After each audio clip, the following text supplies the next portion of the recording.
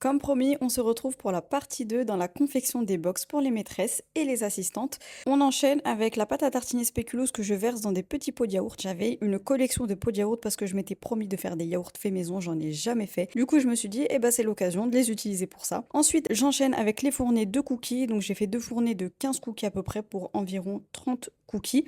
Ces mini cookies étaient croustillants à l'extérieur, fondants à l'intérieur. Franchement, je suis trop fan de cette recette. Et là, j'enchaîne avec les financiers. Donc, j'ai choisi de faire deux formes de financiers différentes. Malheureusement, je n'avais pas fait assez d'appareils. Donc, au final, au lieu d'en avoir 30, j'en avais une vingtaine. Mais bon, c'est pas grave parce que dans tout le cas, vous allez voir qu'à la fin, je n'avais pas assez de place dans la box. Et là, je viens les garnir de pralinés noisettes et amandes. Alors, celui-ci n'est pas fait maison, mais c'est un praliné de très très bonne qualité. Et ensuite, je saupoudre d'éclats de pralin. Et voilà le résultat pour les deux formes. Je trouve ça super beau. Ensuite, on s'occupe des madeleines avec l'appareil à madeleine au citron qui a eu le temps de bien reposer au frais toute la nuit. Donc la pâte est bien froide et quand vous allez enfourner tout ça dans un four bien chaud, voilà la belle bosse que vous devez obtenir. Franchement, cette recette, elle est inratable.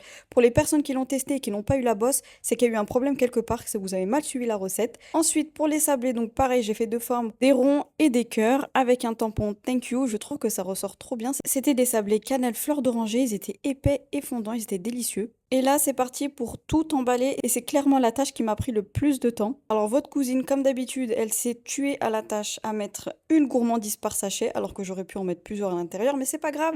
Au point où on en est, autant se casser la tête jusqu'au bout. Et j'ai choisi deux sachets différents, donc des sachets transparents comme ça, on voit bien le décor, et des sachets avec des petits pois que je trouvais trop mignons. Et donc là, c'est parti pour l'assemblage. Et donc, à la base, je devais faire 3 pièces de chaque, mais je me suis rendu compte que la box était trop petite, donc du coup, j'ai fait 3 sablés et puis tout le reste c'était 2 pièces. Et la pâte à tartiner. Mais c'est pas plus mal parce que 3 pièces, au final, je pense que ça aurait été un peu trop. Voilà, n'hésite pas à me dire ce que tu en penses en commentaire. En tout cas, les assistantes et les maîtresses étaient super contentes. Elles ont adoré.